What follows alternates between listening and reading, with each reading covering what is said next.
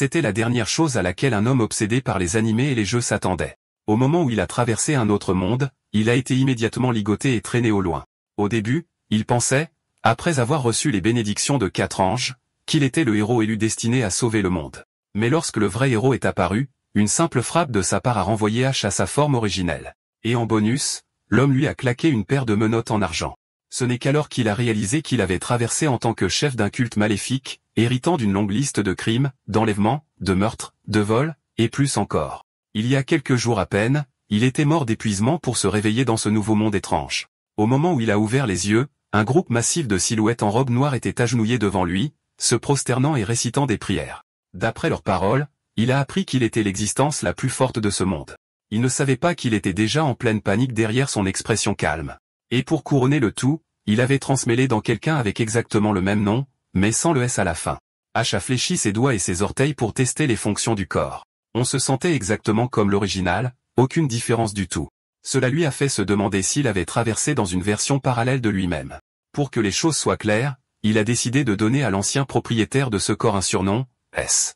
Mais au grand désarroi d'Ash, S ne lui avait pas laissé la chose la plus importante, ses souvenirs. Maintenant, je ne devrais pas avoir la moindre idée de ce qu'il était censé faire. Ces silhouettes en robe noire en bas montrent peut-être du respect maintenant, mais un seul faux pas et elle pourrait l'exposer instantanément. Juste à ce moment-là, la grande salle s'est soudainement secouée violemment et l'un des hommes en robe noire a crié une prière pour que le Seigneur descende. En un instant, 4 orbes brillantes de différentes couleurs sont tombées du ciel. Le corps d'Ash est tombé à genoux sans son contrôle. Dans la seconde suivante, les 4 orbes ont filé droit vers lui. L'orbe rouge a parlé en premier. « Je suis un seigneur d'1 milliard de lumières. Je te donne l'ange du pouvoir, maître de la bataille, du courage et de l'honneur pour balayer tous tes ennemis. » Puis l'orbe bleu a suivi. « Je suis le souverain des tempêtes, de la pluie et de la neige. Je te donne l'ange de la sagesse, maître de la stratégie, du changement et du destin pour te guider vers chaque objectif. » Ensuite est venue l'orbe verte. « Je suis le cœur brûlant éternel. Je te donne l'ange de la vie, maître de la vitalité, de l'égalité et du partage, pour que ta santé ne s'estompe jamais. » Enfin, l'orbe rose. « Je suis l'esprit d'une liberté onirique. Je te donne l'ange de la joie, maître de l'amour, du plaisir et de l'art pour te bénir avec un charme inégalé. » Alors que leur voix s'estompait, Ash a senti une vague de puissance écrasante inonder son corps. Son esprit s'est aiguisé et son humeur s'est envolée. Les coins de sa bouche se sont retroussés. Qui aurait cru que cette transmigration aléatoire et inexplicable se transformerait en jackpot? Il était maintenant le sauveur élu de ce monde, protégé par 4 êtres divins et suivi par une armée de fidèles croyants. C'était le script parfait, combattre des monstres, monter de niveau, sauver le monde, épouser la princesse et atteindre le sommet de la vie. Mais avant qu'il ne puisse finir sa pensée, un fracas assourdissant a secoué le plafond au-dessus. Tout devant, un adepte en robe noire cria de panique, « Héros, les chasseurs fous de sang nous ont trouvés. Seuls vous pouvez les repousser. » Ash laissa échapper un grognement froid. Rien que par le nom, il pouvait dire que ces chasseurs fous de sang n'étaient rien de plus que des Pinata XP de chair à canon. Avec une emphase, il tira l'épée de sa taille et déclara fièrement, « Là où ma lame pointe, personne ne peut se tenir. Que ces chasseurs fous de sang soient les premières âmes revendiquées par mon épée. Ouvrez la voie. » Mais avant que quiconque ne puisse bouger, un fracas tonitruant résonna dans le hall. « Pas besoin de vous tracasser. Nous viendrons à vous. » Ash sourit avec confiance. « Parfait. Laissez-moi vous montrer à quoi ressemble une mort scénarisée. » Dans l'instant suivant, les 4 anges l'ont béni en même temps. À ce moment-là, Ash se sentait si puissant qu'il pouvait fendre le monde entier en deux d'un seul coup. Il se demandait, comment devrais-je nommer mon tout premier geste dans ce monde? Coup de lune croissante ou coupe du dieu du tonnerre volant? Non. Mieux vaut rester discret. Sur ce, il a déchaîné ce qui ressemblait à un simple coup d'épée. Une vague d'énergie d'épée dévastatrice a jailli en avant, se dirigeant droit vers le chasseur fou de sang le plus proche. Alors, c'est ça l'énergie d'épée qui fend le vide, ce sang puissant, pensa Ash avec suffisance. Mais l'instant d'après, le chasseur fou de sang laissa échapper un rire moqueur. C'est tout. Avec un sourire tordu, il a balancé sa lame, la transformant instantanément en une épée à chaîne de plusieurs mètres de long et a déchaîné une entaille rouge sang s'étendant à travers la salle. L'énergie d'épée d'Ash a été dévorée instantanément. Sa barrière défensive a été déchiquetée comme du papier mouillé. La coque souterraine entière s'est séparée avec une fissure massive de ce seul coup et même le sol sous ses pieds a cédé. Regardant son attaque s'effondrer si facilement, Ash était stupéfait. Comment est-ce possible? Même les 4 anges ont été repoussés à leurs formes originales par la force du coup. L'ange du pouvoir est devenu une mante vicieuse. L'ange de la sagesse s'est décomposé en une mouche géante. L'ange de la vie a fondu en un astic opale, et le plus pitoyable de tous, l'ange de la joie s'est transformé en un nuage nauséabond de puanteur. L'instant suivant, Ash a percuté violemment le mur. La douleur cuisante dans sa poitrine l'a réveillé en sursaut. Il n'était qu'un nouveau venu ignorant dans ce monde. Qu'est-ce qui lui a fait penser qu'il pouvait agir si arrogamment de nulle part? Être entraîné dans une guerre qui n'avait rien à voir avec lui. Ce n'était pas quelque chose qu'un employé de bureau chevronné comme lui ferait un jour. Alors Cash restait là, hébété, la bataille dans le hall souterrain était déjà terminée. Les disciples en robe noire ne faisaient pas le poids face aux chasseurs fous de sang et ont été anéantis en un clin d'œil. Le chef s'avança et annonça « Je suis Gérard Westminster, un chasseur fou de sang du tribunal du péché. Vous étiez soupçonné d'implication dans 4 affaires de propagation de culte ainsi que de multiples enlèvements, meurtres et vols. » Il sortit ensuite un parchemin et le déroula devant H. Ceci est un mandat d'arrêt délivré par le tribunal du péché à Caymont City. Si vous avez des objections à notre application, vous pouvez déposer une plainte à la succursale de Caymont ou écrire directement au bureau du maire. Et au fait, gamin, tu as du cran. Possédez 4 trines de niveau 2 du chaos, et ils ne sont même pas à vous, et pourtant vous osez m'affronter, 3 ailiers. Alors voici une petite récompense, une paire exquise de menottes en argent. Et juste comme ça, dès son premier jour, H avait déjà contribué à cette belle ville parce que ce jour-là, il s'est fait arrêter. Votre nom est HS. Âge, aucune idée.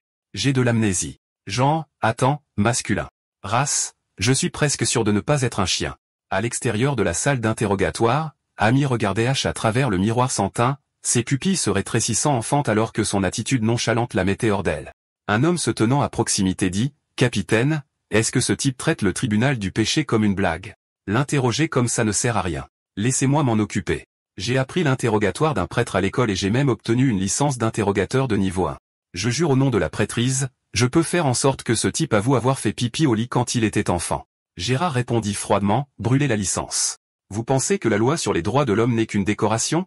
Si Achille perd le sommeil ce soir, c'est nous qui aurons des ennuis. » Amy, à la fois furieuse et frustrée, claqua sa langue. « Alors, qu'en est-il d'un mage de la mémoire?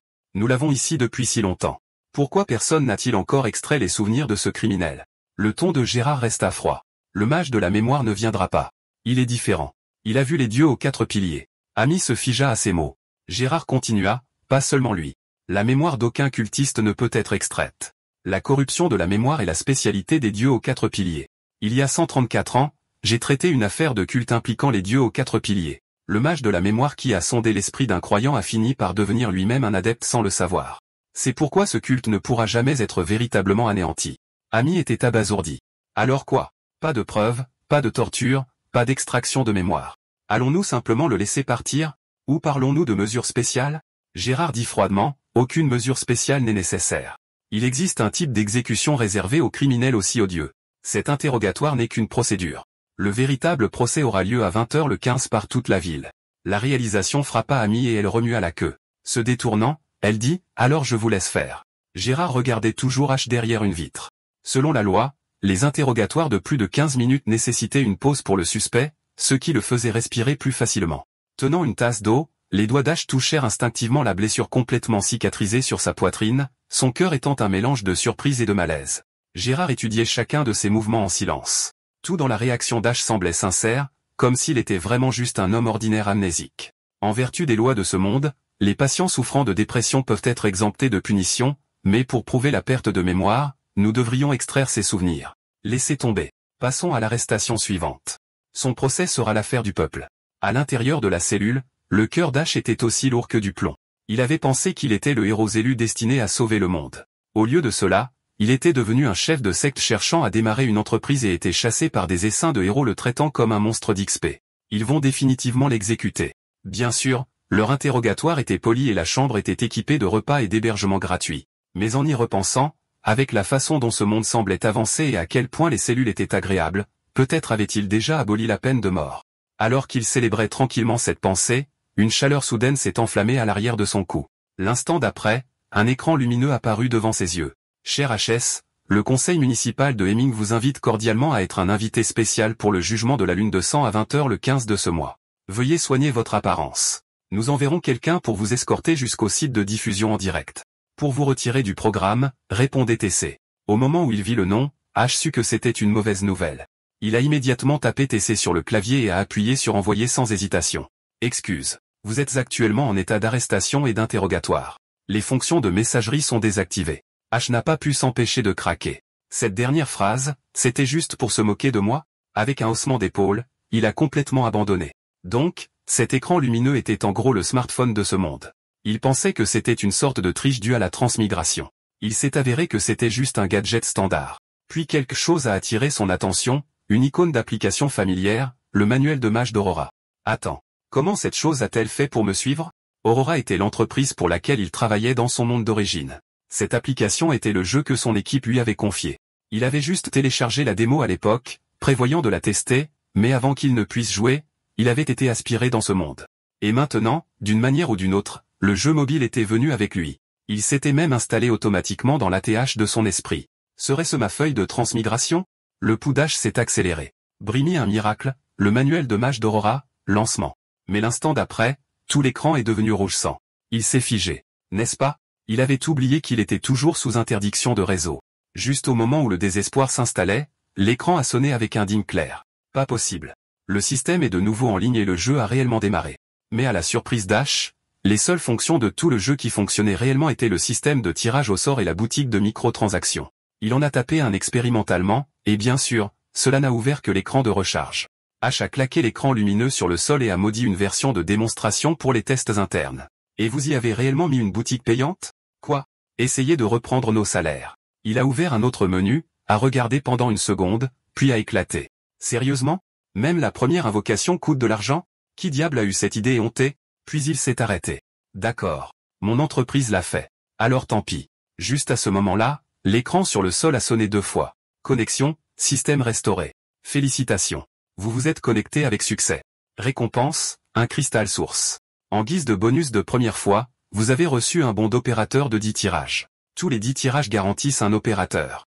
H pencha la tête. Opérateur, peuvent-ils réellement se battre pour moi? Peu importe. Je suppose que ça vaut le coup d'essayer. Il était sur le point d'appuyer sur le bouton d'invocation quand une pensée l'a frappé, le faisant se figer au milieu du mouvement. Joignant ses mains, il a prié solennellement, « Ô, Esprit de la Terre, entendez ma prière. Mère la Terre, bénis-moi.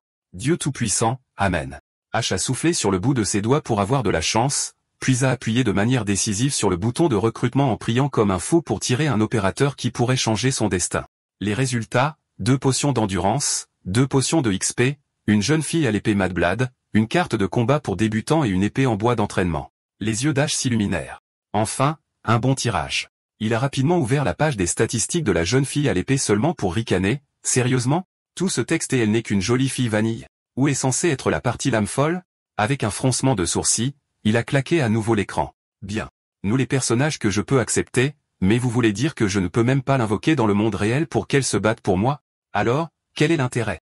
Je vais être sur le bio dans quelques jours, faisant partie des KPI d'un bourreau. Que voulez-vous que je passe mes derniers jours à me connecter quotidiennement pour augmenter les statistiques de vos jeux poubelles? Votre unité de départ ne peut même pas se battre tout de suite. Comment un joueur est-il censé se sentir enthousiasmé avec une conception comme celle-ci? Je pourrais être le chef de projet moi-même. En plein milieu de sa tirade, il a remarqué un petit point rouge sur l'onglet de gestion des opérateurs. Son TOC intérieur s'est déclenché et il a tapé dessus immédiatement. À sa surprise, en plus de la jeune fille à l'épée, il avait un autre opérateur /Apocalypse, en doigtché, et celui-ci lui ressemblait trait pour trait jusqu'à la tenue qu'il portait auparavant. Puis il a repéré une note de contribution de XP de 30% sur le profil de la jeune fille à l'épée. Si sa supposition était juste, entraîner la jeune fille à l'épée dans le jeu le rendrait plus fort dans la réalité. Cela pourrait être son seul ticket de sortie de prison. Heureusement que je viens de tirer un tas d'objets d'entraînement. H a murmuré, ne s'attendait pas à ce que ce système d'entraînement soit si prévenant. Plus un opérateur est heureux, meilleurs sont les résultats de l'entraînement. Il a soupiré, mais allez. Je suis un homme mort en sursis. Où vais-je trouver le temps de garder l'humeur d'une fille en 2D? H a immédiatement mis en place un programme d'entraînement d'une semaine complète pour la jeune fille à l'épée Madblade. Puis il a ordonné, travail dur pour moi, jeune fille à l'épée. Soudain, le système a affiché une invite. Activez le talent inné de l'Apocalypse /. Endoitché pour enregistrer la Madblade Sword Maiden dans le manuel de Magus. Cette action est irréversible. H accepta sans hésitation et des lignes de code commencèrent à défiler sur l'écran lumineux. Ça devrait le faire. Avant qu'il ne s'en rende compte, ses yeux devinrent lourds et il sombra dans le sommeil. Pendant ce temps, à 3 heures de route de l'endroit où se trouvait H, une jeune femme qui s'était couchée tôt après sa routine de soins de la peau s'est soudainement retrouvée réveillée dans son rêve. Elle se tenait sur une petite île inconnue. En regardant autour d'elle, elle remarqua derrière elle un cadavre avec une épée enfoncée dans la poitrine, étrangement, sans aucun signe de décomposition. Elle prit une poignée d'eau de mer et la goûta. Sucré. Alors c'était vraiment un rêve, mais pourquoi un rêve contiendrait-il un cadavre qu'elle n'avait jamais vu auparavant? Elle s'approcha pour mieux voir. Tirant l'épée de la poitrine, elle haleta, cette lame, elle est parfaite. On dirait qu'elle a été faite juste pour moi. Elle s'attendait à ce que le corps s'effondre, mais il commença à bouger. Surprise, elle serra l'épée fermement. Qu'est-ce que tu es? Je suis l'Apocalypse / Ndwache. Vous pouvez m'appeler Ndwache, mais ne vous inquiétez pas, je ne suis pas votre ennemi. Il fit une pause, puis ajouta froidement, je vais juste vous tuer. Sa position se resserra. Que voulez-vous? Ndwache s'abaissa en position d'attente, la main sur la poignée. Pendant les 72 prochaines heures, vous ne pouvez quitter cet endroit que si vous me battez. Sinon, vous resterez ici pendant les 72 heures complètes. Avant qu'elle ne puisse répondre, sa lame se balançait déjà vers elle. Dans un flou, elle était de retour à l'endroit où elle était arrivée pour la première fois. Touchant son cou, elle murmura, que s'est-il passé? On aurait dit que mon cou était coupé, mais n'est-ce pas un rêve? Ndwache ricana. La seule différence entre le rêve et la réalité est la suivante, la réalité est un rêve tissé par tout le monde, tandis qu'un rêve est une prison que vous construisez pour vous-même, et vos 10 secondes de repos sont terminées. L'instant d'après, elle était ramenée au point de départ. Ndwache ricana, tu ferais mieux de tenir cette épée fermement, alors seulement tu pourras mourir avec un semblant de dignité. Mais Sonia n'y croyait pas. Elle se retourna et plongea directement dans la mer. Voyons si vous essayez de couper l'océan en deux. Elle pensa, la voix d'Ndwache suivit, calme et tranchante. S'enfuir est honteux et inutile. C'est alors que Sonia se figea. Elle n'avait jamais appris à nager. Attends, quoi? C'est un rêve. Alors pourquoi suis-je en train d'étouffer? Au moment où elle a percé la surface en haletant pour reprendre son souffle, Ndwache a lancé son épée sans hésitation. Sonia s'accrochait toujours à l'espoir. Je suis juste en train de prendre une inspiration pendant une seconde ou deux. Il ne le remarquera même pas. Splash. Elle a été instantanément ramenée au point de départ. Tendant la main, elle toucha son menton. Toujours là, donc il l'a poignardé la dernière fois. Elle lança un regard noir à Ndwache. Il ricana. Alors tu espères me voir désarmé? Après toutes ces morts, es-tu encore aussi naïve? Sonia rétorqua, Ndwache. Tu es complètement déraisonnable. Juste au moment où il pensait qu'elle était enfin prête à se battre sérieusement, elle tomba à genoux et serra sa jambe. Oh, grand, miséricordieux et noble maître inconnu. Sonia vous suivra. S'il vous plaît, arrêtez de me tourmenter. Je serai obéissante. Je ferai tout ce que vous direz. Le sourire d'Ndwache devint diabolique. N'importe quoi. Sonia rougit et acquiesça. Bien. Alors je vous ordonne, battez-moi. En un instant, elle fut renvoyée au point de départ. Humiliée, Sonia tapa du pied. Sérieusement? Je ne vous ai rien fait. Pourquoi perdre votre temps sur une personne comme moi? Il y a beaucoup de gens vraiment méchants dans ce monde. Si vous voulez punir les malfaiteurs, je peux vous en recommander quelques-uns. Et si vous êtes le méchant, je peux même vous indiquer des gros bonnets hypocrites de haut rang. Je ne suis qu'une étudiante ordinaire, cela ne vaut guère tous ces efforts de votre part. Alors quand vous écartez ses mains avec un air résigné, quoi que vous vouliez que je fasse, dites-le. Je suis comme une rose destinée à être piétinée, née pour dériver avec le courant. Les yeux d'Ndwache se sont plissés. Comment peux-tu être sûr de ne pas m'avoir déjà fait du tort? En un clin d'œil, Sonia était de retour au point de départ. Alors, si je survis 72 heures, je peux quitter ce fichu rêve? Demanda-t-elle. Oui. Et Ndwache répondit, mais il n'y a pas d'horloge ici. Comparé à une vie entière, 72 heures, ce n'est pas long, mais dans la mort, c'est une éternité. Peux-tu vraiment endurer une mort constante aussi longtemps? Et pourquoi crois-tu que ce que je dis est vrai? Même si tu t'échappes ce soir, qu'en est-il de demain soir ou du soir suivant? Il s'est mis en position de rengainer. Une fois que tu as goûté à la mort, tu devrais savoir qu'il ne faut pas attendre de miracle. Pourtant, au lieu de revivre, Sonia a levé son épée et a bloqué la frappe d'Ndwache. Tu ne m'as pas laissé le choix, Ndwache, cria-t-elle. La seconde suivante, elle a été renvoyée au point de départ. Fermant les yeux, elle s'est creusé la tête pour se souvenir de chaque détail de leur combat et s'est vite rendu compte qu'Ndwache n'avait aucun pouvoir surnaturel. Même physiquement, il ne la surpassait pas. Elle avait entendu dire qu'un épéiste qui avait atteint le sommet pouvait faire picoter la peau d'un spectateur avec juste un coup désinvolte. Leur prise sur la poignée seule pouvait faire soumettre les faibles par rapport à ces vrais géants. Ndwache n'était qu'un épéiste très compétent. Pourtant, quand elle a vu ses blessures se refermer instantanément, Sonia a ricané, « Oh, donc c'est vraiment un duel équitable. » Au moment où son répit de 10 secondes a pris fin, Sonia a lancé la première frappe. Elle avait remarqué depuis longtemps que dans la toute première seconde de chaque combat, Ndwache plaçait sa main sur la poignée se préparant à accumuler de la puissance. Cette puissance était immense, mais si elle attaquait en premier, son coup d'ouverture perdrait de son tranchant. À travers d'innombrables blocages et contre-attaques, elle a finalement repéré une faille dans sa défense. Ndwache a à peine réagi à temps, évitant de justesse un coup d'épée fatal. Il a immédiatement contré en frappant son angle mort, mais Sonia n'a fait qu'émettre un ricanement froid. Ses pieds se sont déplacés selon un étrange schéma fluide glissant proprement au-delà de la frappe. Tu ne l'as pas vu venir, n'est-ce pas Ndwache? J'attendais ce moment. Elle s'est mise en position de rengainer, souriant. Après être morte autant de fois, même un cochon aurait appris tes mouvements maintenant. Avec un cri aigu, Sonia s'est avancée, a tourné vers l'avant et a tranché d'un seul mouvement fluide. Tully, tu es d'accord, reprends-les. La lame a coupé proprement la poitrine d'Andoitché, mais en un clin d'œil, la blessure avait disparu. Sonia demanda prudemment, est-ce que ça compte comme te vaincre? Andoitché répondit calmement, oui. Un soulagement a traversé son visage, mais ensuite il a ajouté, bien sûr, ce n'était que moi avec une seule épée. Il a tiré une deuxième lame croisant les deux devant sa poitrine. La première moitié est terminée. La deuxième moitié commence. Et cette fois, il n'y a pas de repos de 10 secondes. Dans un état second, Sonia a ouvert les yeux en entendant quelqu'un l'appeler. Sonia, Sonia, nous avons un cours tôt aujourd'hui. Tu ne viens pas? Elle s'est frotté les tempes et s'est assise, ne trouvant qu'Ingrid dans le dortoir. Quelle heure est-il? 7h30. Qu'est-ce que tu as aujourd'hui? Normalement, tu te lèves une heure plus tôt pour te maquiller. L'air fatigué, Sonia murmura, peut-être que j'ai fait un cauchemar. Ingrid a agité la main. Les cauchemars s'estompent vite. Dépêche-toi en classe sinon tu perdras des points. Puis elle a quitté la pièce. Sonia est restée assise là pendant un moment puis s'est levée se lavant et se maquillant en une routine rapide. Dans la salle de classe, son esprit est revenu à la nuit précédente. Les cauchemars ne sont-ils pas censés s'estomper? Pourquoi puis-je m'en souvenir si clairement? Et alors que l'image de frapper le double Andoitché à l'âme se rejouait dans son esprit, son procès avait finalement pris fin. Mais les mots d'adieu d'Andoitché ont glacé le sang de Sonia. Ce procès est terminé, mais ta vie ne fait que commencer. Ce n'était certainement pas une bénédiction.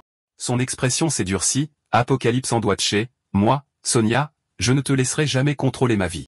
Je viens de la remettre sur les rails. Pendant ce temps, dans la suite de luxe au rez-de-chaussée de la prison, H gémissait en se frottant le front. Qu'est-ce que c'est que ça? Je me sens encore plus fatigué après avoir dormi comme si je venais de me faire tabasser. Puis il a repéré un point rouge familier sur son interface de jeu mobile. Son TOC ne pouvait pas l'ignorer. Sans hésitation, il l'a tapé. La Mad Blood Sword Maiden est apparue à l'écran, rebondissant pratiquement de joie. Félicitations pour avoir terminé le procès. Votre lien avec la Mad Blood Sword Maiden s'est approfondi. H cligna des yeux. Attends, le simple fait de l'envoyer à un procès augmente notre lien? C'est un truc. Il souriait d'un air suffisant. Heureusement que j'ai tout préparé à l'avance. Maintenant, suis le plan et continue à entraîner la Vierge à l'épée. À ce moment précis en classe, Sonia sentit une étrange douleur dans sa poitrine, mais elle répondit calmement à la question du professeur. Avant qu'un Amagus n'entre dans le royaume du vide, il doit d'abord invoquer au moins un esprit.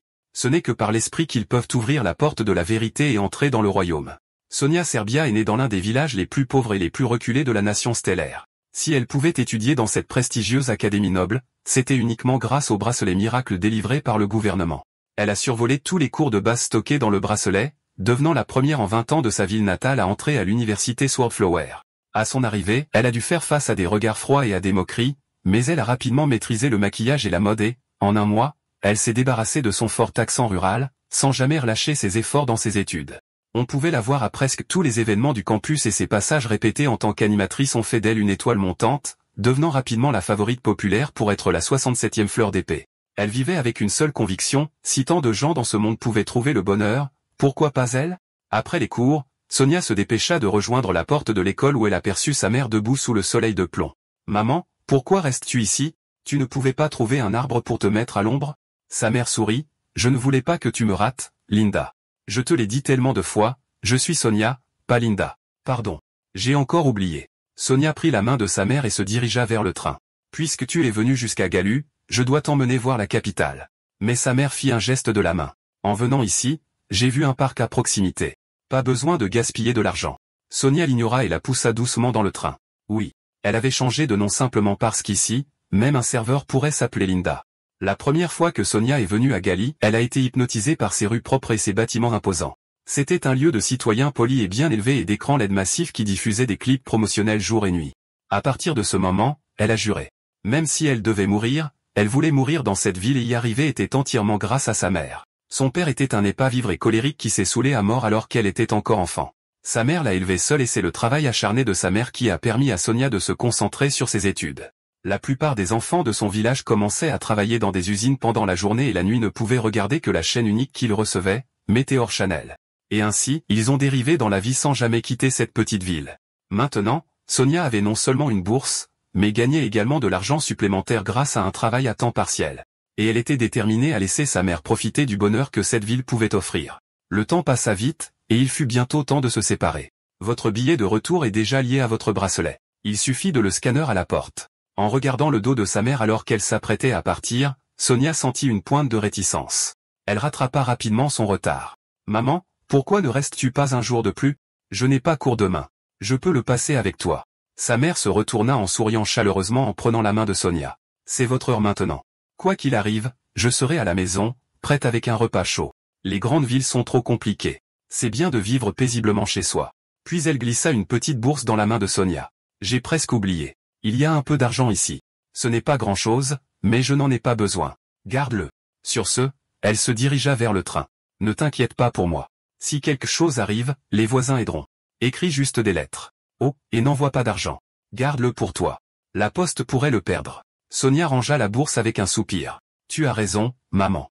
Les grandes villes sont compliquées. » L'instant d'après, elle attrapa le poignet d'un pickpocket et le tordit jusqu'à ce qu'il craque. Le laissant abasourdi, elle sortit de la gare. En regardant les rues animées, elle sourit, mais Sonia est exactement ce genre de compliqué. Cette nuit-là, lorsque Sonia revint sur le campus, la porte principale était déjà fermée. Elle se dépêcha d'expliquer aux gardes.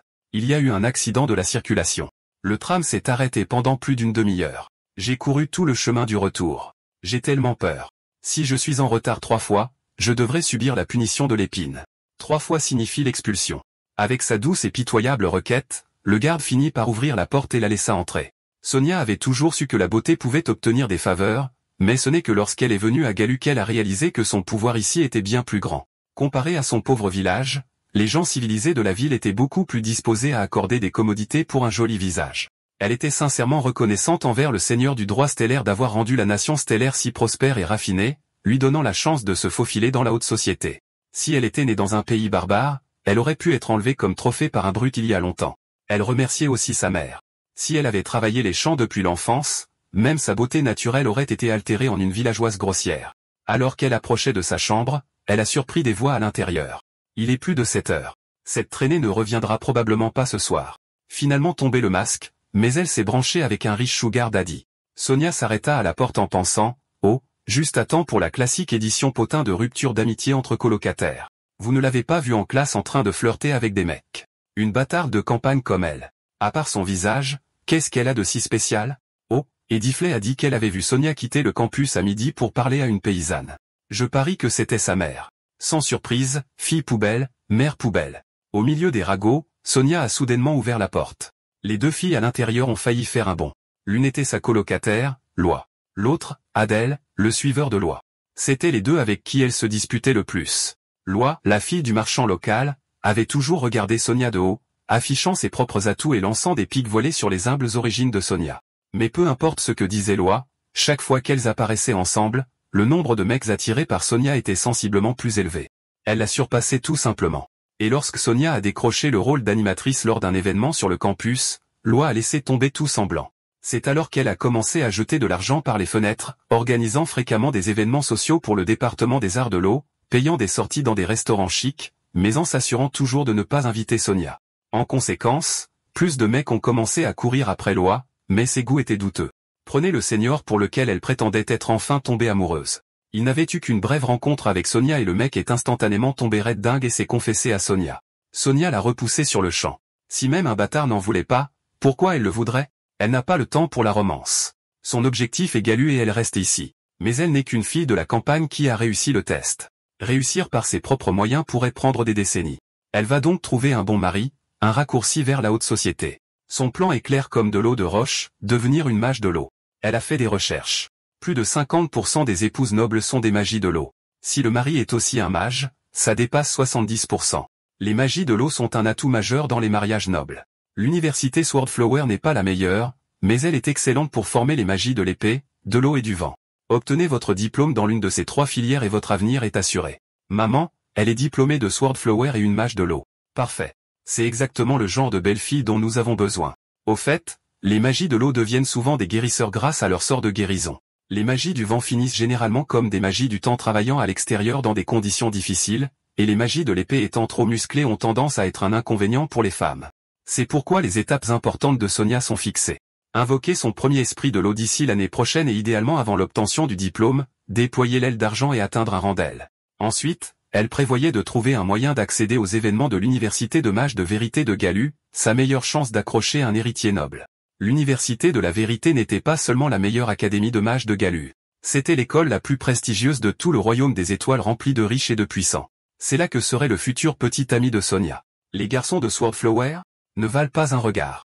Si tout se passait bien, elle épouserait l'aristocratie, utiliserait les relations de son mari pour construire sa propre fortune, et même après un divorce, aurait encore assez pour se tenir debout et Galu et faire venir sa mère pour vivre comme la noblesse. Mais juste au moment où Sonia était perdue dans son parfait rêve éveillé, une voix froide intervint, « Non, tu dois t'entraîner avec l'épée. » C'était l'observateur final. Son ton était « Je vois. Si j'étais toi, je vérifierais d'abord comment les autres réagissent.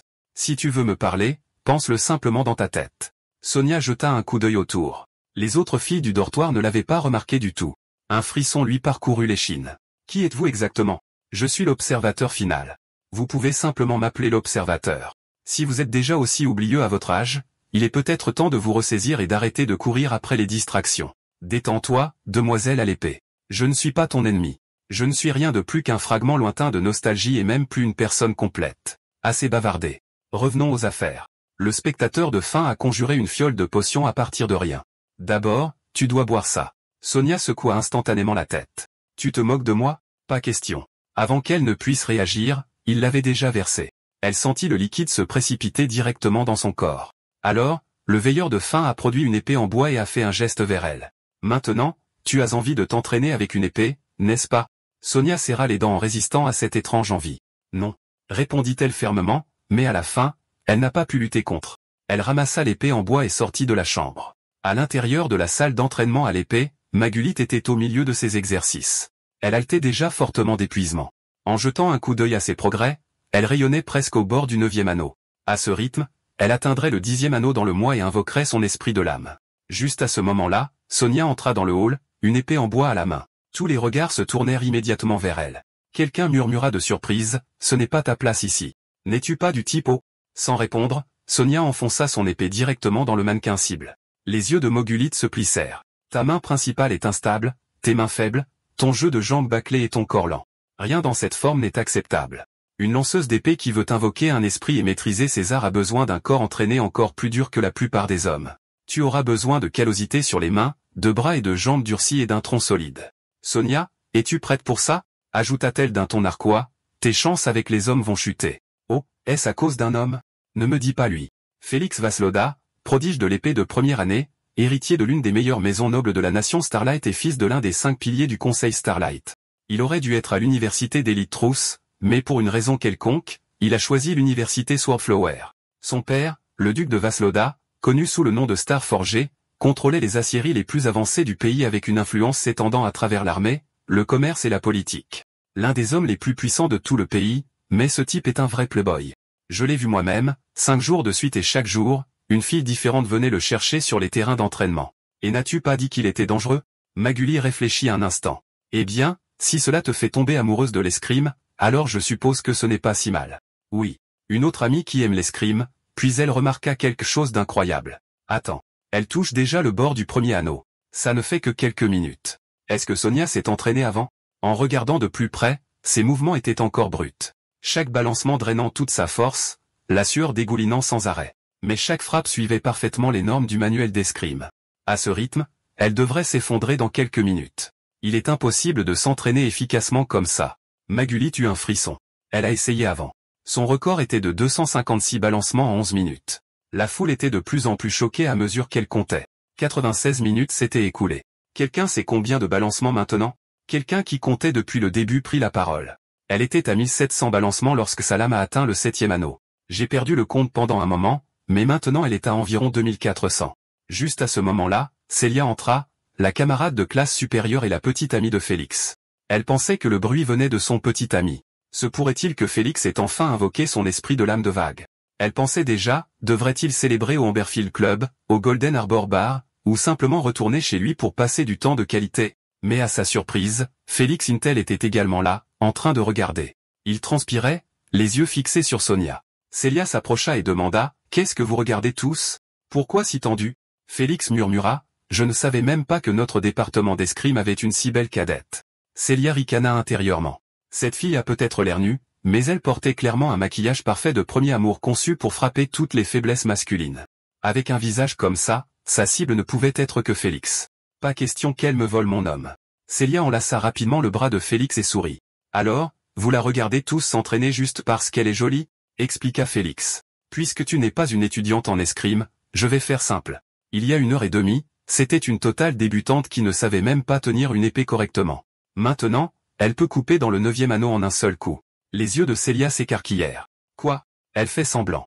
N'est-ce pas? Je me suis entraîné pendant des mois et même avec des compétences supérieures à la moyenne, je n'ai atteint que le 2e anneau. Félix n'arrivait pas à y croire non plus, mais il avait tout vu.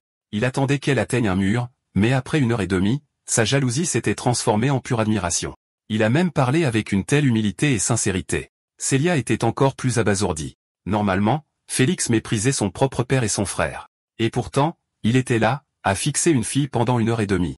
C'était un signe extrêmement dangereux. Et cette fille, la chasseuse nommée Sonia, s'entraînait sans arrêt depuis 90 minutes, sans même une seule pause. La plupart des gens auraient besoin de se reposer après seulement quelques minutes de pratique. Même quelqu'un salué comme un génie comme Félix ne pouvait tenir qu'environ 3 heures, et cela incluait des pauses pour se détendre entre les deux. Pas étonnant que ce groupe de gars qui ne savaient que forcer leur entraînement ait été complètement écrasé. Le cœur de Célia a sombré au plus bas. Si elle, l'élégante et intellectuelle aînée, marquait 80 points dans le cœur de Félix, alors Sonia, la beauté géniale à l'épée, était un parfait 150. Elle n'avait pratiquement aucune chance de gagner. Juste à ce moment-là, la lame de Sonia a frappé en plein centre, 10 points. Tout le monde se figea dans un silence stupéfait. Sonia sortit de sa transe, réalisant ce qu'elle venait de faire. Elle avait réussi une frappe parfaite. Même si elle ne faisait rien d'autre à partir de ce moment, une fois le moment venu, elle pourrait déclencher une résonance avec une connaissance du royaume éthéré, invoquer un esprit de technique d'épée, entrer dans le royaume éthéré et devenir un mage éthéré ailé. Un rêve de vivre le reste de sa vie sans se soucier de la nourriture ou de l'argent. Était-ce vraiment sur le point de se réaliser comme ça? À l'université de Fleur d'Épée, tout le monde ne pouvait pas devenir mage. Le taux de diplomation oscillait autour de 50% et chaque mage éthéré ailé qui obtenait son diplôme avait un avenir éblouissant devant lui. À ce moment-là, les yeux de Sonia se sont rétrécis. Elle vient d'entendre la voix de l'observateur. Elle regarda immédiatement vers Félix. Une vision étrange apparut. Une bouteille de potion vide flottait au-dessus de son épaule, visible uniquement pour elle. La seconde suivante, la silhouette sombre de l'observateur émergea derrière Félix. Sa voix était froide et détachée. « Demoiselle à l'épée, tu ne peux pas encore te reposer. Tu dois vaincre cet homme. » Le visage de Sonia s'assombrit. Elle accusa l'observateur de l'exploiter. L'observateur resta impassible. « Ce n'est pas aussi compliqué que tu le penses. Je suis simplement en train d'organiser un combat pour toi et la personne la plus forte ici se trouve être lui. C'est tout. Qu'il soit noble ou non, cela n'a pas d'importance. » Puis il sourit. « Bien sûr, s'il est noble, c'est encore mieux. J'adore voir les nobles se faire battre. Si tu gagnes, peut-être marche-lui sur le visage ou tape-lui les fesses. J'ai entendu dire que certains nobles Starborn sont de vrais pervers. » Sonia fronça les sourcils. « Tu ne peux pas choisir quelqu'un d'autre? Je ne veux rien avoir à faire avec Félix. » L'observateur pencha la tête, l'air perplexe. Sonia l'avait étudié auparavant. Ce type était étrange et dangereux. Quant à Félix Vasloda, l'un des héritiers nobles les plus faciles à approcher à l'université de Fleur d'Épée, elle l'avait naturellement répertorié comme une cible potentielle. Sa réputation de playboy n'était pas le vrai problème. Le vrai problème était son histoire familiale et son célèbre club d'ex-petites amies. La rumeur disait que Félix était en gros une machine de reproduction ambulante de 10 filles par jour.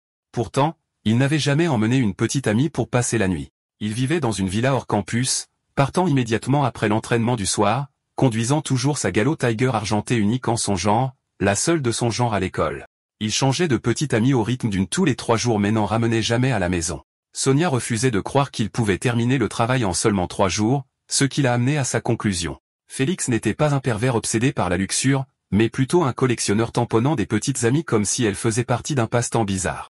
Et le fait que le fils du duc Vasloda ait fini par étudier ici, il était difficile de ne pas soupçonner qu'il avait été pris dans une lutte de pouvoir politique. C'est comme ça que ça se passe toujours dans les romans. Un type comme lui serait le méchant noble archétypal, quelqu'un avec qui tu ne veux absolument pas t'impliquer. L'observateur haussa un sourcil. Alors tu dis que si je te fais combattre contre lui, tu risques d'avoir des ennuis? Sonia acquiesça fermement confirmant ses paroles sans hésitation. Mais la toute prochaine chose que l'observateur a dite l'a changé en pierre sur place. C'est parfait. Je veux que tu causes des problèmes. Je veux que tu te donnes à fond, que tu restes sous les projecteurs et que tu écrases tous les ennemis qui osent se dresser sur ton chemin. N'est-ce pas exactement ce que tu as toujours voulu?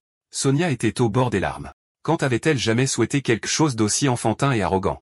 Avant qu'elle ne puisse protester, l'observateur la coupa. Alors je te souhaite la victoire dans ta première bataille. Écrase le prodige de l'escrime et donne un coup de pied à un noble Starborn pendant que tu y es. Sonia leva immédiatement son épée en la pointant directement sur Félix. Félix Vasloda, le génie du département d'escrime. Dans toute l'université de fleurs d'épée, tu es le seul digne de servir de tremplin pour mon invocation spirituelle. Oses-tu m'affronter au combat? La foule a éclaté, ouais. C'est génial. Est-ce la fierté d'un vrai génie? Elle lance le défi, un défi.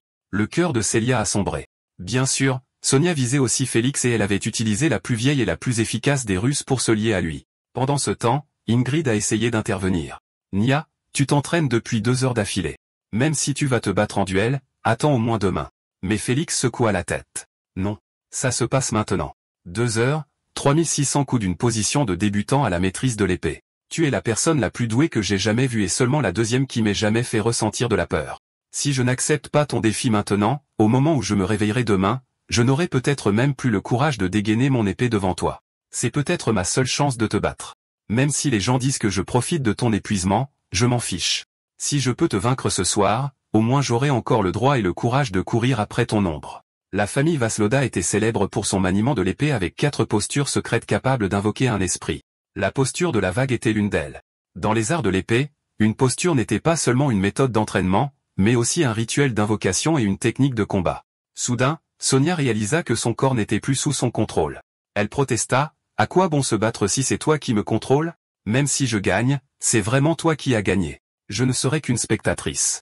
Si tout ce que tu veux, c'est me manipuler comme une marionnette, vas-y. Ce n'est pas comme si je pouvais riposter. Mais que dirais-tu de ça? Rends-moi le contrôle et je te promets que je me battrai. Si un adversaire ne suffit pas, j'en prendrai 2. Qu'en penses-tu? » L'observateur esquissa un léger sourire. « Et qui t'a dit que c'était moi qui contrôlais ton corps? Tu as vraiment cru que j'avais choisi un adversaire au hasard pour toi? Tu as vraiment cru que je pouvais ignorer ta volonté et forcer ton corps à bouger? Tu sais que tu as une chance de gagner en puissance maintenant, et tu sais que tu as déjà perdu beaucoup trop de temps. C'est pourquoi tu es venu ici, te poussant jusqu'à la dernière goutte de force, juste pour que les autres le remarquent, juste pour que ta colocataire, Ingrid, le remarque. Tu as plus que de simples apparences. Tu as un talent dont tu peux être fier. Alors pourquoi défier Félix? Parce que dès le premier instant où tu l'as vu, tu l'as détesté. À partir du moment où tu l'as vu conduire son tigre de galop argenté sur la route du campus, se prélassant dans l'admiration de la foule. À partir du moment où tu l'as vu devenir le centre d'attention, tu étais déjà jalouse de lui, envieuse de lui, et tu le détestais. À ses yeux, tu n'étais qu'une rookie qui ne connaissait que les formes de base du manuel d'escrime, même si ton talent surpassait le sien. Sa posture de vague pouvait encore détenir l'avantage. La posture de vague d'une famille noble. Le combat devint plus féroce. La rage bouillonnait à l'intérieur de Sonia. Pourquoi sont-ils nés avec tout? Pourquoi doivent-ils être meilleurs que moi dans tous les domaines? Félix tenait à peine le coup, stupéfait. Elle est toujours à mon niveau coup pour coup. Où trouve-t-elle l'endurance? En un instant, son aura augmenta. Il se prépara à lancer son attaque la plus puissante pour mettre fin au match d'un seul coup. Les observateurs se tenaient au milieu de la foule, regardant Sonia avec satisfaction. Maintenant, tu comprends, vierge à l'épée. Tout cela vient de ton propre cœur. C'est toi qui as saisi l'épée de bois. Tu es entré sur le terrain d'entraînement. C'est toi qui voulais le vaincre. Toi qui voulais prouver que Sonia Servin est inférieure à personne. Sonia prit sa posture et les yeux de Félix s'écarquillèrent. Posture de la vague. La foule explosa. Posture de la vague. Il est impossible qu'elle l'ait apprise juste en regardant. Elle le provoque. C'est dingue. La jalousie de Célia brûlait. Une chasseresse aussi talentueuse? Utiliser ce genre de défi pour humilier Félix, il ne pourra jamais t'oublier. Et si tu perds après ça, tu lui donneras l'excuse parfaite pour accepter de futurs duels. Plus de chance de se rapprocher de lui. Félix rugit. Sonia, tu t'attires cette humiliation. Je ne suis inférieur à personne. L'instant d'après, leurs lames s'entrechoquèrent violemment. L'épée de bois de Sonia se brisa en deux. Tous les regards se tournèrent vers l'épaule de Félix. C'était un esprit. Lentement, un esprit émergea au-dessus de son épaule. L'esprit de l'épée vague, une percée en pleine bataille. Quelqu'un avait réellement invoqué son esprit lié à la vie dans le feu de l'action. Vraiment digne du nom de Voslota, Maugret cria fort, ne perds pas courage, Sonia. Tu invoqueras ton esprit assez tôt. Alors tu pourras. Mais Sonia dit calmement, je n'ai pas perdu. 2 étudiants en maniement de l'épée murmurèrent, toujours aussi dur, un peu mignon quand même. Les génies ne peuvent tout simplement pas lâcher leur fierté. L'instant d'après, l'épée en bois de Félix se brisa également. Des halètements traversèrent la foule. Un esprit identique à celui de Félix était apparu sur l'épaule de Sonia. L'endroit entra en éruption. Elle a aussi invoqué l'esprit d'épée à vague de la famille Vasloda. Ne me dites pas qu'elle a maîtrisé la posture de vague de Félix au milieu du combat et l'a invoqué sur le coup. C'est impossible. Si c'était vrai, Elle serait passée d'apprenti épéiste à maître épéiste en quelques heures seulement, réalisant en une nuit ce qu'il fallait des années aux autres pour atteindre. Dans la foule, l'observateur sourit de satisfaction. Sonia réalisa finalement que l'observateur n'était rien de plus qu'une manifestation de son propre esprit. Tu n'es que ma voix intérieure, juste mon hallucination. Sa silhouette commença à s'estomper. Juste avant de disparaître complètement, il fit un geste de la main et dit « Devine ». Sonia le maudit silencieusement dans son cœur. À ce moment-là, le système sonna, l'épéiste démonte / est monté de niveau. Nouvelle compétence acquise, épée à vague. H failli sauter de joie. Oh oui, monter de niveau. Je ne sais même pas ce qu'est un maître de magasin à une aile, mais ce type qui m'a coupé plus tôt avait 3 ailes. Donc, les ailes doivent signifier une affaire extraordinaire. Il laissa échapper une longue respiration. Se lever à 6 heures pour vérifier ses progrès d'entraînement en avait valu la peine. Le travail acharné a vraiment payé, mais où était cette récupération partagée de 30% promise? H ne se sentait pas plus fort du tout. Pas de soudaine poussée de puissance. Pas de ruée époustouflante. Pas de téléchargement instantané de compétences. L'interface opérateur de l'observateur terminal / n'avait pas changé d'un iota non plus. Aurait-il pu se faire arnaquer? Peut-être était-ce parce qu'il n'avait pas dépensé d'argent. Après tout, la société de sa famille était tristement célèbre pour avoir créé des jeux où si vous ne payez pas, vous ne jouez pas. Juste à ce moment-là, une lumière s'alluma à l'arrière du cou d'H. Cher HS, votre certification de vie pour la prison de Smash Lake est maintenant terminée. Vous pouvez vous déplacer librement dans les zones désignées. Veuillez consulter le guide des détenus de la prison de Smash Lake 6 juin pour plus de détails. Remarque, la livraison des repas ne sera plus assurée. Veuillez vous rendre à la cafétéria pour dîner. En entendant cela, il vit la porte de la prison s'ouvrir réellement. Qu'est-ce qui se passait? Il ouvrit rapidement le guide des détenus. Heures d'activité gratuite, zones accessibles de 7h à 22h. Hall central, salle de lecture, gymnase, salle multimédia, terrasse avec vue sur l'océan, salle pour couple, fourniture fournie. Cafétéria de l'atelier, heure d'ouverture de la cafétéria. Petit déjeuner de 7 à 9h du matin. Déjeuner de 11h à 14h. Dîner de 17h à 20h en dehors de ces heures. Un service de commande de repas est disponible. Salle de lecture, signaler les livres manquants à l'administrateur. Les remplacements arriveront dans les 3 jours ouvrables, salle multimédia. Seuls les programmes légalement achetés auprès des chaînes officielles sont disponibles. Actuellement, les films ne seront diffusés qu'après la fin de la sortie en salle de cette salle pour couple. Placez les articles usagés dans une poubelle de recyclage. Ne les lavez pas et ne les retournez pas vous-même. Ce niveau de liberté était suspect. Pourrait être un message de blague pour embêter les nouveaux détenus. Si quelque chose semble si bizarre, il y a toujours un piège et H n'était pas sur le point de se faire avoir. Mais pendant qu'il y réfléchissait, son estomac laissa échapper un fort grondement. Il avait faim. Après un moment de réflexion, il décida de prendre un repas rapide et de revenir tout de suite. Rien ne devrait arriver entre-temps, n'est-ce pas? Mais quand il sortit, il remarqua qu'il n'y avait pas un seul garde dans le couloir. Il entra dans une grande salle animée. Partout où il regardait, les détenus se déplaçaient librement, rien à voir avec des gens qui avaient perdu leur liberté. H aperçut un garde qui traînait nonchalamment en jouant à un jeu, complètement inconscient. Il ressentit un soulagement. Enfin, un garde. Au moins, il y avait quelqu'un qu'il pouvait appeler à l'aide. Il n'avait toujours pas reçu l'expérience de la jeune fille à l'épée, ce qui signifiait qu'il était une pièce de poids mort certifiée de grade 8. Aucune capacité de combat, plus toutes les faiblesses mentales d'un drone d'entreprise surmené. Sans la protection d'un exécuteur, il n'était même pas sûr de pouvoir protéger sa dignité. Se sentant un peu plus à l'aise, il décida de chercher la cafétéria. Sur le chemin, il surprit 2 hommes qui regardaient les nouvelles. Je n'arrive pas à croire que Lorenzo soit devenu conseiller. On dirait qu'il a rejoint le club des vins immortels. Cela signifie que la faction d'Andrea éclipse complètement le maire maintenant, mais le maire ne terminera même pas son mandat avant de partir. Un homme à l'air étrange a rétorqué, « Je ne pense pas. Le maire financieux a le soutien de l'évêque Enrico. Vous verrez que l'ascension de Lorenzo n'est pas un signe de la victoire d'Andrea. C'est sa condamnation à mort. Andrea est implanté à Quément depuis des décennies. L'Église n'agira pas contre lui à moins que la stabilité ne soit en jeu. » Juste à ce moment-là, une voix s'éleva derrière H. « Avez-vous oublié le suicide du commissaire au chemin de fer il y a 15 ans ?» Il se tourna pour voir des prisonniers orques à la peau verte et un prisonnier gobelin discuter de changements politiques de haut niveau. Puis un homme blond s'approcha. « Tiens, le chef d'un culte divin à 4 piliers se soucie en fait de la politique municipale de Caïman. » H se tourna vers lui. L'homme continua, « Bien sûr, je te connais. Tu as fait la une des journaux de 7 heures du matin ces 2 derniers jours. Les nouvelles sont le moyen le plus rapide de connaître nos nouveaux amis. C'est la première fois que l'on se rencontre en personne, mais vous m'avez peut-être vu aux infos aussi, Igila Boking. » H répondit prudemment, « Enchanté de vous rencontrer. Je suis H. Tout le monde ici est-il aussi amical ?» Boking sourit. « Nous sommes toujours chaleureux avec les nouveaux arrivants. Après tout, nous partageons tous les mêmes aspirations. intéressé à rejoindre notre groupe de recherche sur l'évasion de prison. Nous veillons les uns sur les autres. Les yeux d'Ash s'illuminèrent, quel timing parfait. Il cherchait un moyen de s'échapper, et il avait un groupe tout trouvé à rejoindre.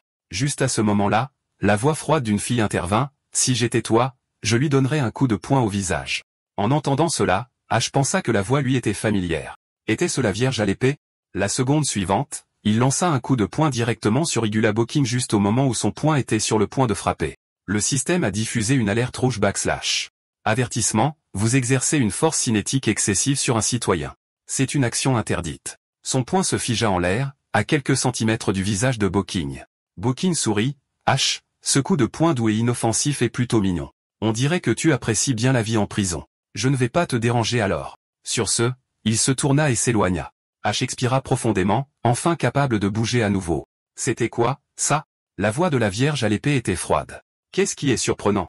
La puce miracle à l'arrière de votre cou a détecté une tentative d'agression et a envoyé un signal neuronal pour prendre temporairement le contrôle de votre corps afin d'empêcher l'attaque. Cette technologie est largement utilisée dans la gestion du bétail, mais il semble qu'elle fonctionne encore mieux sur les humains. H était abasourdi. Alors pourquoi m'as-tu dit de le frapper?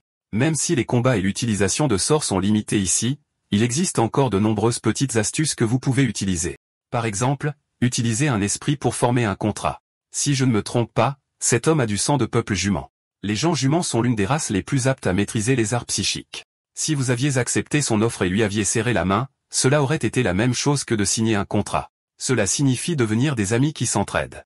Sauf que dans ce cas, vous seriez obligé de l'aider, alors que le fait qu'il vous aide ou non dépendrait entièrement de son humeur. Les yeux d'Ash s'illuminèrent de réalisation. Je comprends. Si je lui avais réellement serré la main, ce serait la même chose que de devenir son employé. Et non, attends, son stagiaire non rémunéré. Oh, c'est vrai? Les autres ne peuvent pas te voir? La Vierge à l'épée répondit froidement.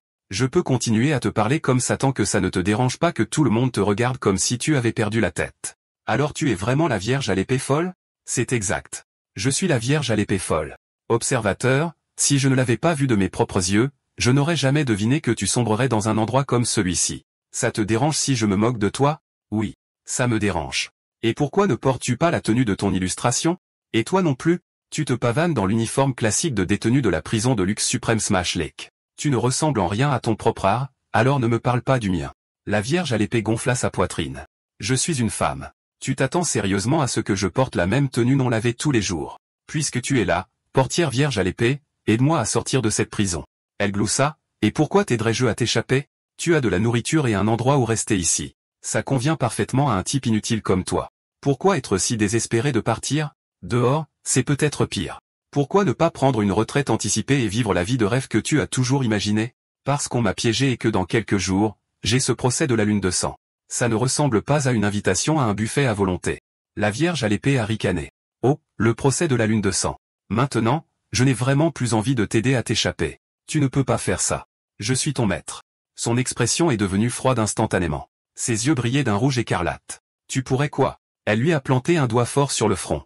Qu'est-ce que tu viens de dire? Tu pourrais quoi? De la fumée s'échappait pratiquement de son front à chaque pichenette. Tu essaies de dire mon maître. N'est-ce pas? Quoi? L'enfer? Tu veux que je t'appelle comme ça quelquefois pour que tu puisses ajouter plus de matériel de recherche à toutes les pensées salaces dans ta tête? Le visage d'Ash s'est assombri. Et qu'est-ce qu'il y a de mal à ça? Tu n'es qu'un personnage virtuel dans un jeu et je suis le joueur. Si je meurs, tu cesses d'exister. Avec ce genre de lien, pourquoi ne m'aiderais-tu pas? Ash dit froidement, Vierge à l'épée folle, je ne suis pas ton maître, mais je ne suis pas ton esclave non plus.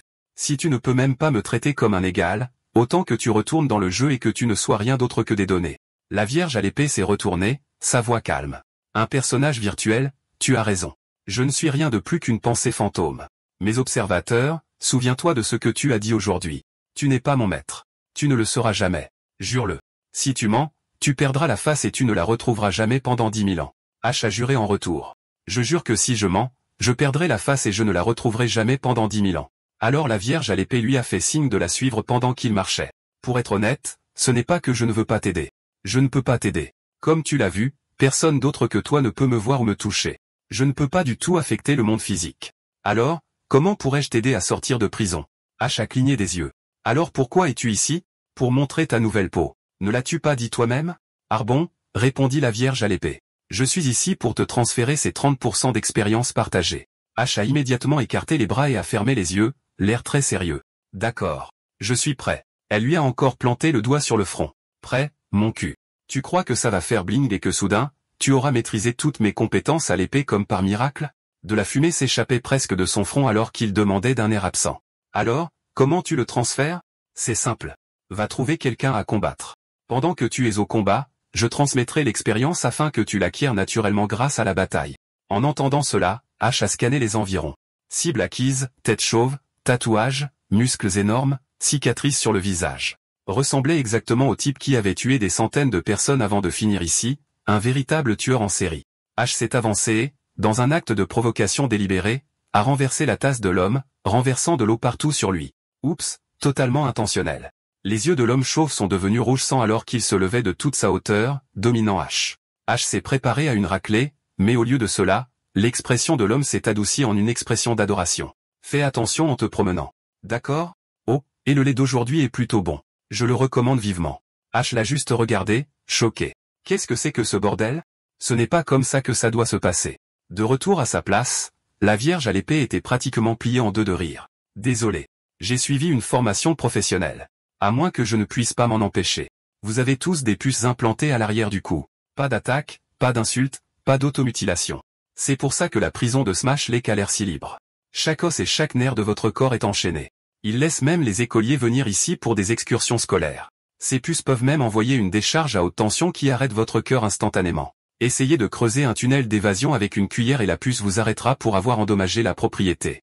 Les yeux d'Ash se sont remplis de larmes. Si les prisonniers ne peuvent attaquer personne, comment suis-je censé provoquer un combat? La Vierge à l'épée a claqué. Trouve juste quelqu'un à combattre. Rien n'est plus facile à comprendre dans un combat. Honnêtement, observateur, est-ce que c'est toi qui t'échappes ou moi? Quelle est la prochaine étape? Quand tu auras faim, tu vas m'appeler maman. La seconde suivante, Ash a crié, maman, mamie, ce qui a rendu la Vierge à l'épée furieuse. Elle l'a giflé si fort qu'il s'est envolé. Ash a percuté le dos de l'homme chauve. Et, je m'appelle Ash. Quel est ton nom? L'homme chauve est costaud, pensant qu'il était dragué, s'est pointé du doigt. J'ai déjà un copain. Ash frissonna. Ce n'est pas ce que je voulais dire. J'avais juste une question à te poser. Le visage de l'homme chauve s'illumina. Je comprends. Vraiment, rencontrer quelqu'un comme moi qui admet ouvertement qu'il est pris doit être tellement gênant pour toi pendant que tu flirtes. L'homme chauve dit avec sérieux, mon amour pour mon copain est pur et sincère. Alors je précise ma position dès le début. Je suis gentil avec tout le monde, mais je ne tolérerai même pas le moindre soupçon. Ash, tu es un bon gars aussi. Je suis sûr que tu trouveras ton propre véritable amour un jour et il n'y a pas besoin d'être gêné. Un flirt raté est parfaitement normal. Si tu ne trouves pas de question de couverture tout de suite, je peux attendre. Mais honnêtement, Ash, la façon dont tu essaies d'attirer mon attention était bien trop cliché. Renverser mon lait exprès, c'est niveau primaire. Ash réprima une réplique et demanda directement, si je veux me battre, y a-t-il un moyen? L'homme chauve haussa un sourcil. Nouveau ici, si tu cherches à étirer tes muscles, tu es tombé sur la bonne personne. Je m'appelle Lanya. Je suis membre du club de combat à mort. Nous avons la permission du directeur. Pendant les matchs officiels, nos puces peuvent être temporairement désactivées afin que nous puissions nous battre. C'est un avantage exclusif pour les membres du club. Les yeux d'Ash s'écarquillèrent. Club de combat à mort, c'est-à-dire se battre jusqu'à la mort. La prison nous autorise réellement à nous entretuer. D'accord, c'est la fin de l'histoire. Merci d'avoir regardé. À la prochaine.